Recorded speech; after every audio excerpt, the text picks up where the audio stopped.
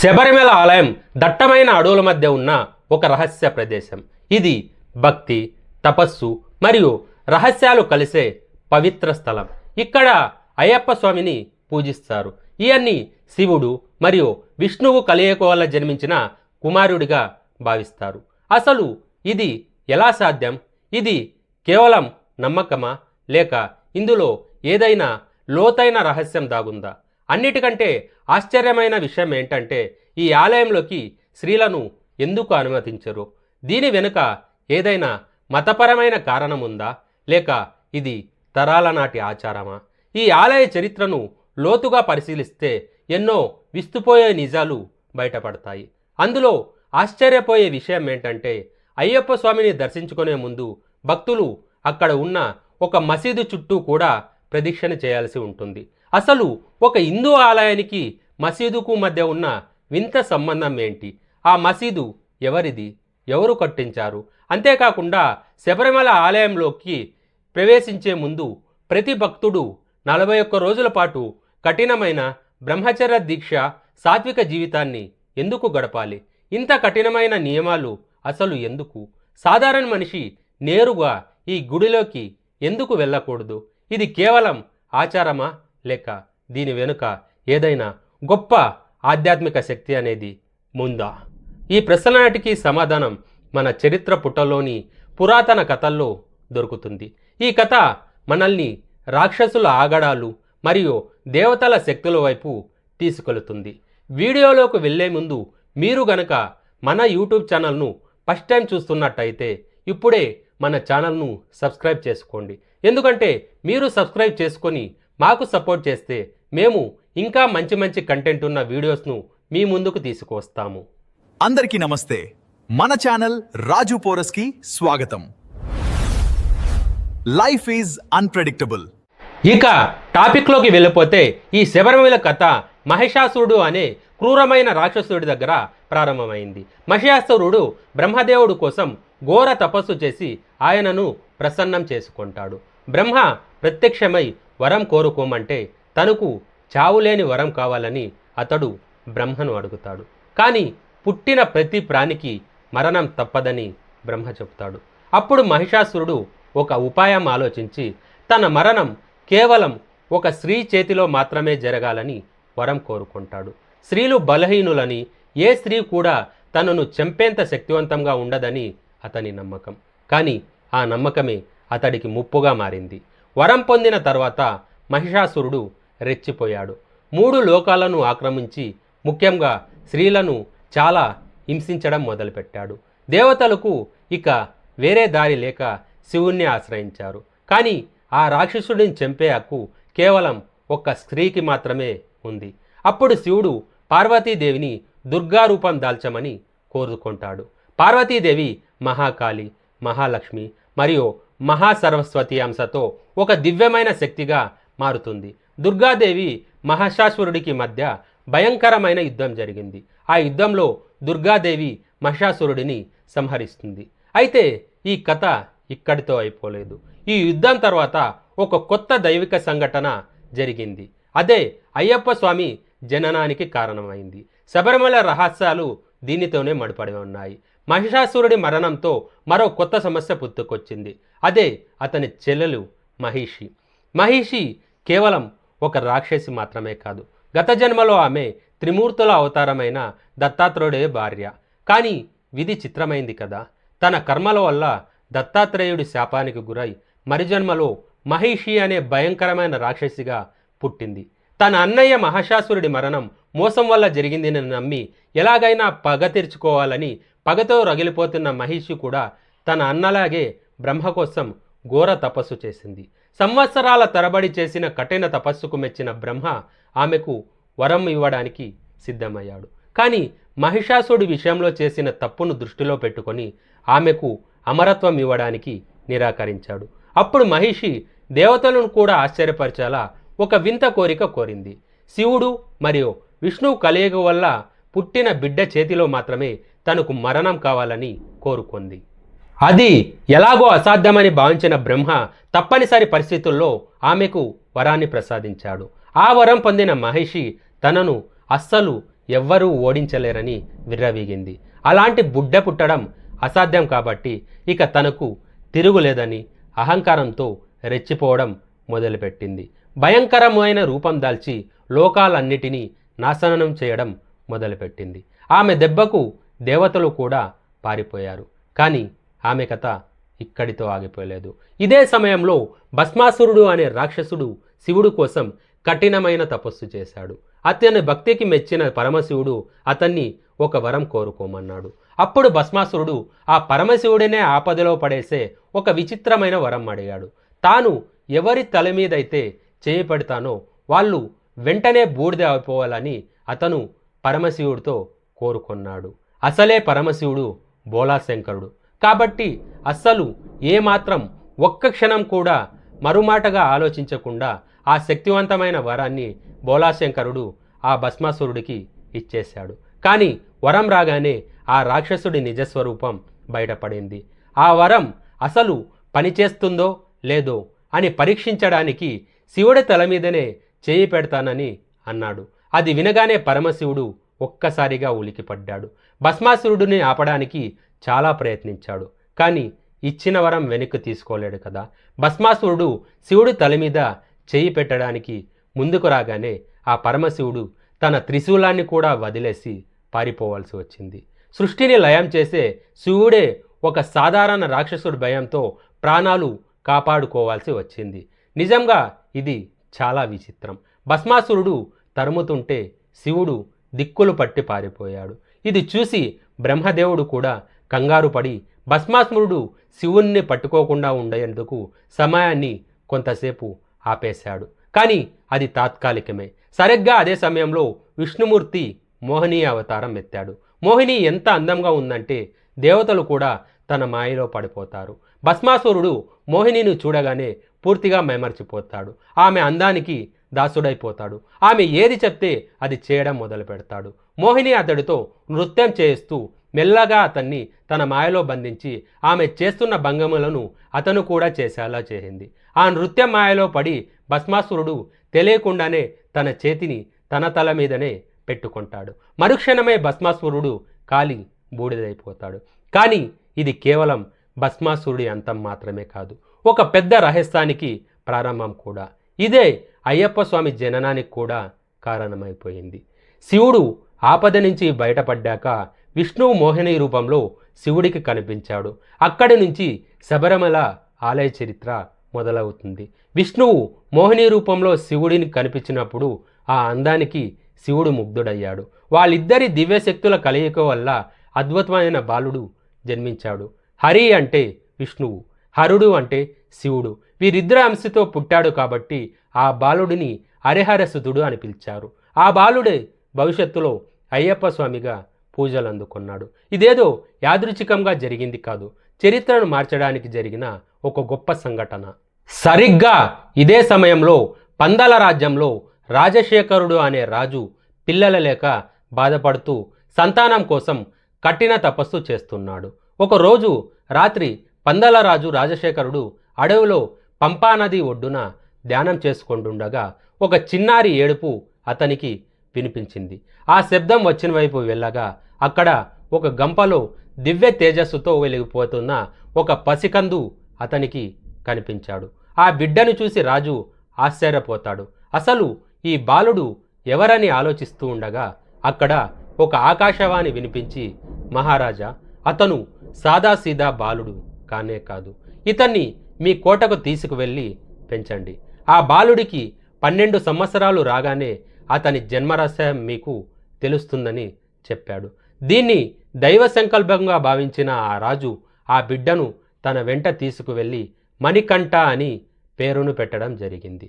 కాలం గడుస్తున్న కొద్దీ రాజుకు మరియు రాణికి సొంత కొడుకు జన్మిస్తాడు. అతనికి రాజరాజన్ అని పేరు పెడతారు. ఇద్దరు అన్నదమ్ములు కూడా కలిసి పెరిగారు. కానీ మణికంఠలో ఉన్న అద్భుత శక్తులు అతన్ని అందరిలో ప్రత్యేకంగా నిలిపాయి. మణికంఠకు యుద్ధ విద్యల్లో, వేదాల్లో చాలా గొప్ప పట్టు ఉండేది. చదువు పూర్తయ్యాక గురుదక్షిణగా ఏం కావాలో కోరుకోమని మణికంఠ తన గురువుని అడిగాడు. మణికంఠ సామాన్యుడు కాదని గ్రహించిన ఆ గురువు ఒక వింత కోరిక కోరాడు.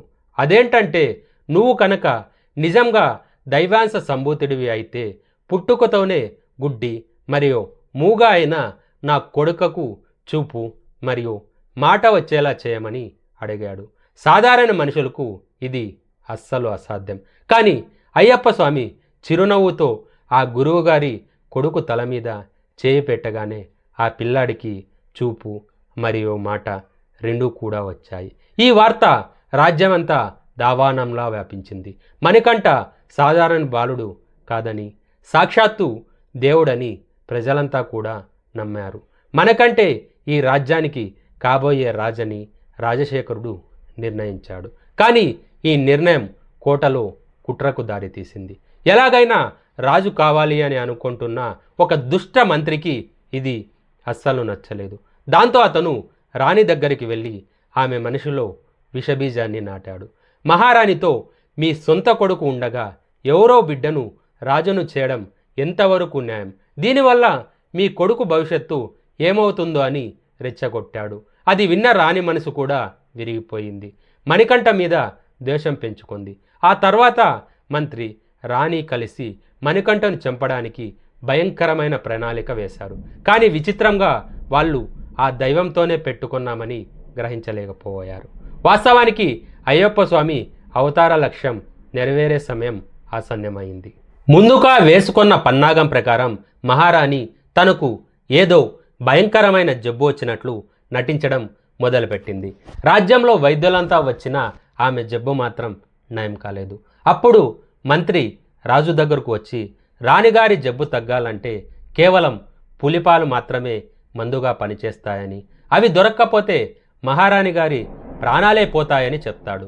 పులిపాలు తేవడం అసాధ్యమని తెలిసిన రాజశేఖరుడు ఆందోళన చెందుతాడు. ఇది మామూలుగా సాధారణ మనుషుల వల్ల అయ్యే పని అస్సలు కానే కాదు. కానీ అసలు విషయం ఏంటంటే, అయ్యప్పకు ఇది తెలియగానే నేరుగా రాజు దగ్గరికి వెళ్ళి, నాన్నగారు, నేను వెళ్ళి పులిపాలు తెస్తాను అని చెప్పాడు. అది విన్న రాజుగారు ఒక్కసారిగా భయపడ్డాడు. తన కొడుకును ఆ ప్రమాదంలోకి పంపడానికి ఆయన అస్సలు సిద్ధంగా లేడు. కానీ ఎంత వారించినా కూడా అయ్యప్ప మాత్రం అస్సలు మాట వినలేదు. తన నిర్ణయం మార్చుకోలేదు. చివరకు రాజు అయిష్టంగానే దానికి అంగీకరించాడు. రాణి, మంత్రి లోపల చాలా సంతోషపడ్డారు.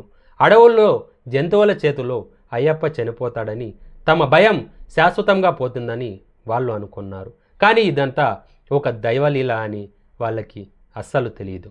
అడవిలోకి వెళ్ళేటప్పుడు అయ్యప్ప స్వామి తనతో ఎవరిని కూడా రానివ్వలేదు. ఆ పరమశివుడిని తలుచుకుంటూ కొన్ని వస్తువులు, 3 కళ్ళు ఉన్న ఒక కొబ్బరికాయను తీసుకొని అతను అడవికి బయలుదేరాడు. అయితే ఇది కేవలం పులిపాల కోసం చేసిన ప్రయాణం కాదు. ఒక గొప్ప జోస్యం నిజమయ్యే సమయం, మహిషిని సంహరించే సమయం ఆసన్నమైంది. అడవిలోకి వెళ్ళగానే మహిషి అయ్యప్ప స్వామికి అడ్డుపడింది. వీళ్ళిద్దరి మధ్య భయంకరమైన యుద్ధం మొదలైంది. తనను ఎవరూ ఓడించలేరని విర్రవీగిన మహిషి అయ్యప్ప శక్తి చూసి ఒక్కసారిగా ఆశ్చర్యపోయింది. చివరికి నది దగ్గర యుద్ధం ముగిసింది. అయ్యప్ప స్వామి ఆమెను ఓడించి కింద పడేశాడు. మహిషి ఛాతి మీద ఎక్కి తాండవం చేశాడు. దాంతో భూమి ఒక్కసారిగా కంపించింది. తాను యుద్ధం చేస్తుంది సాధారణ మనిషితో కాదని, సాక్షాత్తు హరిహర సుతుడితో అని మహిషికి అప్పటికి అర్థమైంది. తన తప్పు ఒప్పుకొని ఆమె మరణించింది. మహిషి చనిపోగానే ఆ పరమశివుడు ప్రత్యక్షమై అయ్యప్పతో, ఇప్పుడు నీ నిజ స్వరూపాన్ని మహారాజుకు తెలియజేసే సమయం వచ్చిందని చెప్తాడు. దేవేంద్రుడు పులి రూపం దాల్చి అయ్యప్ప స్వామికి వాహనంగా మారుతాడు. కాసేపటికే పందాల రాజ్యం కోటగుమ్మం దగ్గర ఒక అద్భుత దృశ్యం ఆవిష్కృతమైంది. అదేంటి అంటే, అయ్యప్ప స్వామి భయంకరమైన పులుల మందతో అక్కడే నిలబడి ఉంటాడు. అది చూసి జనం భయంతో వణికిపోతారు. ఒక మనిషి పులులను అదుపు చేయడం అస్సలు ఎవరూ ఊహించలేదు.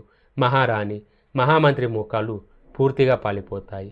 తాము కుట్ర చేసింది ఒక బాలుడి మీద కాదని, సాక్షాత్తు ఆ దైవం మీదని వాళ్లకు అర్థమవుతుంది. అయ్యప్ప తన కొడుకు మాత్రమే కాదు, దైవ స్వరూపమని మహారాజు తెలుసుకుంటాడు.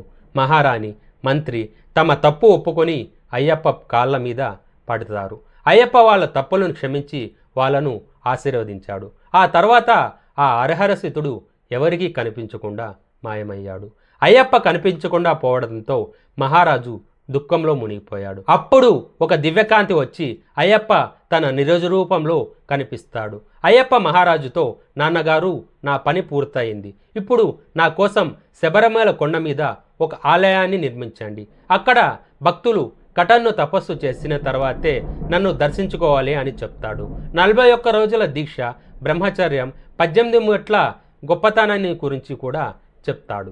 ఇది సాధారణ గుడి కాదు, మనిషి తనను తాను శుద్ధి చేసుకునే ఆధ్యాత్మిక యాత్ర అని చెప్పాడు. అయ్యప్ప ఆజ్ఞ మేరకు రాజు శబరిమల ఆలయాన్ని కట్టించాడు. ఇది పూర్తయ్యాక కేవలం ఒక గుడిలా కాకుండా భక్తి, తపస్సు మరియు త్యాగంతో కూడిన గొప్ప ఆధ్యాత్మిక కేంద్రంగా మారింది. శబరిమల ఆలయాన్ని ప్రపంచంలోనే అత్యంత అద్భుతమైన మరియు రహస్యమైన ఆలయాల్లో ఒకటిగా మార్చింది ఈ రహస్యమే. అయ్యప్ప స్వామి తన పని పూర్తి చేసుకొని శబరిమలపై కొండపై ఉండాలని నిర్ణయించుకుంటాడు. అక్కడ ఆయన విగ్రహాన్ని ప్రతిష్ఠించాల్సి వచ్చింది. అప్పుడు మహావిష్ణువు 6వ అవతారమైన పరశురాముడే స్వయంగా తన తపశ్శక్తితో అయ్యప్ప విగ్రహాన్ని తయారు చేశాడు. ఇది సాధారణ విగ్రహం కాదు, శక్తికి మరియు త్యాగానికి ప్రతీక. సూర్యుడు మకర రాశిలో ప్రవేశించే పవిత్రమైన మకర సంక్రాంతి రోజున ఘనంగా పూజలు చేసి ఈ విగ్రహాన్ని ప్రతిష్ఠించారు. అలా అయ్యప్ప పూజలు అధికారికంగా మొదలయ్యాయి. కాలం గడిచిన కొద్దీ శబరిమల ఖ్యాతి పెరుగుతూ వచ్చింది. ఇది మామూలు గుడి కాదు, కఠినమైన ఆధ్యాత్మిక యాత్ర. ఏటా కోట్లాది మంది భక్తులు ఇక్కడికి వస్తారు. కానీ ఈ యాత్ర మాత్రం అంత సులభం కాదు. ఈ గుడికి చేరుకోవాలంటే భక్తులు కఠినమైన తపస్సు చేయాలి. 41 రోజుల పాటు కఠిన దీక్ష, సాత్విక జీవితం, బ్రహ్మచర్యం పాటించి ఆ తర్వాత ఎత్తైన కొండలు, దట్టమైన అడవులు దాటికని వెళ్ళాలి. ఇది భక్తులు తమను తాము శుద్ధి చేసుకునే యాత్ర, తపస్సు మరియు త్యాగం ద్వారానే అయ్యప్ప దర్శనం దొరుకుతుంది. మకర సంక్రాంతి రోజున జరిగే మకర వెల్లెక్కు ఉత్సవం చాలా ముఖ్యమైనది. ఆ రోజే అయ్యప్ప స్వామి భక్తులను ఆశీర్వదిస్తాడని ప్రజల నమ్మకం. అయితే శబరిమల గురించి అందరిలో మెదిలే ఒకే ఒక్క ప్రశ్న, అసలు ఇక్కడ స్త్రీలకు ఎందుకు ప్రవేశం లేదు? దీని వెనుక ఉన్న రహస్యం అయ్యప్ప కొతలోనే దాగి ఉంది. అయ్యప్ప చేతిలో మహిషి చనిపోగానే ఒక వింత కోరిక కోరింది. అదేంటి అంటే ఆమె శరీరం పూర్తిగా మారిపోయింది. ఆమె సాధారణ రాక్షసి కాదు, శాపానికి గురైన మాలికాపురం దేవి అనే ఒక స్త్రీ. ఆమె దైవశక్తి చేతిలో ఓడిపోతేనే శాప విముక్తి కలుగుతుందని ఆమెకు ఒక శాపం ఉంది. అయ్యప్ప ఆమెను ఓడించగానే ఆమె శాపం తొలగిపోయి ఒక అందమైన స్త్రీగా మారింది. మాలికాపురం దేవి అయ్యప్ప కాళ్ళ మీద పడి నమస్కరించి ఒక కోరిక కోరింది. అది విని సాక్షాతే అయ్యప్ప స్వామి కూడా ఆలోచనలో పడ్డాడు. స్వామి, మీ శక్తికి, తేజస్సుకు నేను ముగ్ధురాలనయ్యాను. నన్ను పెళ్లి చేసుకోండి, జీవితాంతం మీకు సేవ చేస్తాను అని అడిగింది. దానికి అయ్యప్ప స్వామి, అది సాధ్యం కాదు, నేను బ్రహ్మచారి, నా జీవితం త్యాగానికి అంకితం, అందుకే పెళ్లి చేసుకోవడం అస్సలు కుదరదని చెప్పాడు. కానీ ఆమె బాధను అర్థం చేసుకొని అయ్యప్ప స్వామి ఒక మాట ఇచ్చాడు. ఆ మాటే శబరిమల ఆచారాలకు పునాదిగా మారింది. అసలు ఆ మాట ఏంటంటే అయ్యప్ప స్వామి ఇలా చెప్పాడు, నేను ఈ కొండ మీద తపస్సులో ఉంటాను. నన్ను చూడడానికి ఎంతో దూరం నుంచి భక్తులు వస్తూ ఉంటారు. ఏ రోజైతే నా దగ్గరకు అస్సలు భక్తులు రావడం ఆగిపోతుందో, నా పూజలు కూడా ఆగిపోతాయో, ఆ రోజు నేను నిన్ను పెళ్లి చేసుకుంటానని మాట ఇచ్చాడు. అది విని ఆమె చాలా సంతోషించింది. కానీ అయ్యప్ప భక్తులు ఎప్పటికీ ఆగిపోరని ఆమెకు తెలియదు. శతాబ్దాలుగా కోట్లాది మంది అయ్యప్ప భక్తులు వస్తూనే ఉన్నారు. అందుకే అయ్యప్ప ఇచ్చిన మాట ఇప్పటికీ కూడా పూర్తి కాలేదు. మాలికాపుర దేవి ఇప్పటికీ అయ్యప్ప స్వామి కోసం అక్కడే ఎదురు చూస్తూనే ఉంది. ఈ నమ్మకం వల్లే 10 నుంచి 50 సంవత్సరాల వయసు మధ్యున్న స్త్రీలను శబరిమల ఆలయంలోకి అస్సలు అనుమతించరు. ఎందుకంటే ఈ వయసులో స్త్రీలకు నెలసరి సమస్య ఉంటుంది. అయ్యప్ప స్వామి నిష్ఠగా బ్రహ్మచర్యం పాటిస్తాడని ప్రతిజ్ఞ చేశాడు. అందుకే కఠినమైన నియమాలు, వ్రతాలు పాటించే భక్తులు మాత్రమే ఈ పవిత్ర స్థలానికి వచ్చి అయ్యప్ప స్వామిని దర్శనం చేసుకోవాలనే ఆచారం ఉంది. ఇప్పటికీ శబరిమల ఆలయానికి కుడివైపున కొద్ది దూరంలో మాలికాపుర దేవి ఆలయం కూడా ఉంది. అక్కడే ఆమె అయ్యప్ప స్వామి కోసం ఇంకా ఎదురు చూస్తూనే ఉంది. భక్తులు అక్కడికి వెళ్ళి కూడా ఆమెను పూజిస్తారు. ఇది కేవలం ఒక ఆచారం మాత్రమే కాదు, భక్తికి మరియు త్యాగానికి నిలువెత్తు నిదర్శనం. అయ్యప్ప స్వామి ఇచ్చిన మాట, మాలికాపురదేవి ఎదురుచూపులు, ఈ కథ కోట్లాది మంది భక్తుల్లో నమ్మకాన్ని పెంచుతుంది కూడా. ఇదే శబరిమల ఆలయాన్ని మిగతా ఆలయాల కంటే ప్రత్యేకంగా నిలబెట్టింది. శబరిమల యాత్ర కేవలం తీర్థయాత్ర మాత్రమే కాదు, ఆత్మశుద్ధి చేసుకునే కఠినమైన నిర్ణయం కూడా. మొదటిసారి ఈ పవిత్ర యాత్రకు వచ్చే భక్తులను కన్య అయ్యప్ప లేదా కొన్నస్వామి అని పిలుస్తారు. దీని వెనుక ఒక లోతైన రహస్యం కూడా ఉంది.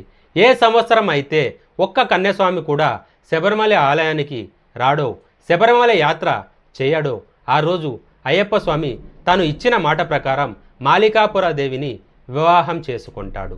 అందుకే అయ్యప్ప స్వామి బ్రహ్మచర్యం శాశ్వతంగా ఉండాలని, ఆయన దైవత్వం అలాగే నిలిచి ఉండాలని భక్తులు ప్రతి ఏటా చాలా పెద్ద సంఖ్యలో ఈ యాత్రలో పాల్గొంటారు. అలాగే ఆలయంలోకి స్త్రీలను అనుమతించకపోవడానికి మరో ముఖ్య కారణం మాలికాపుర దేవి మీద గౌరవం అని కూడా అంటారు.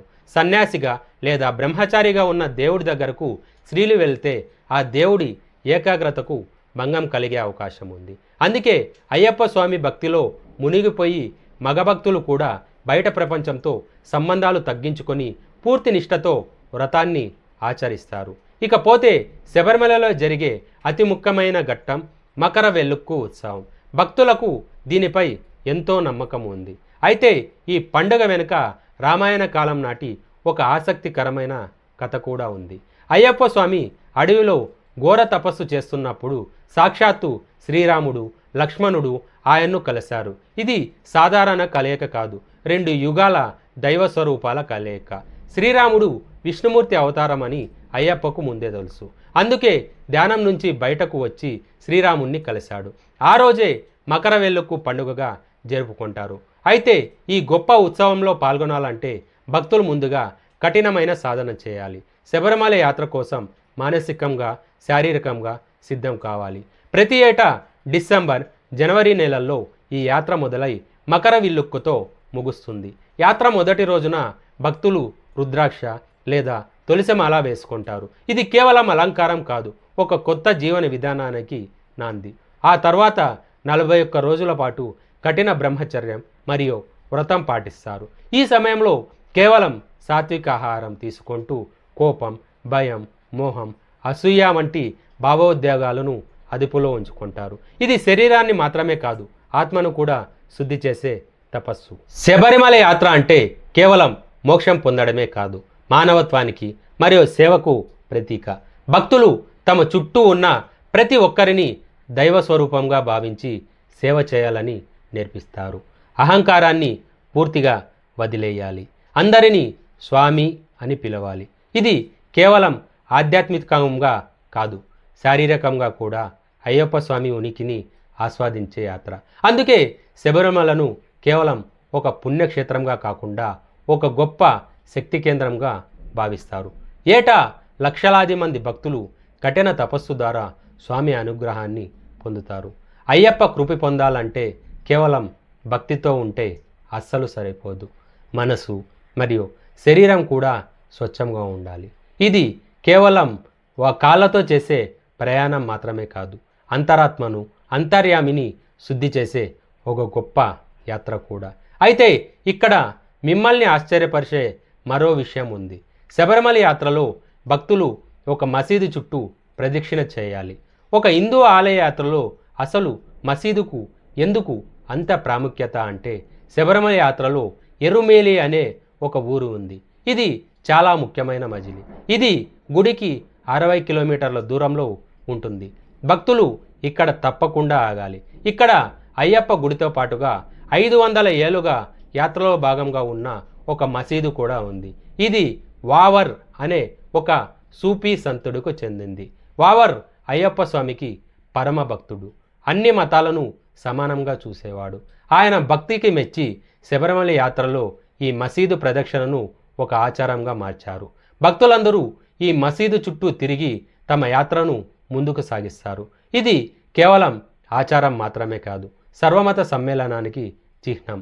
నమ్మకం అనేది ఒక మతానికి మాత్రమే పరిమితం కాదని, ఆత్మస్వచ్ఛత మీద ఆధారపడి ఉంటుందని శబరిమల మనకు నేర్పిస్తుంది. ఈ కఠిన దీక్ష భక్తులకు ఒక కొత్త జీవితాన్ని ఇస్తుంది. సో ఫ్రెండ్స్, మరి మీరు ఎప్పుడైనా శబరిమల ఆలయానికి వెళ్ళారా?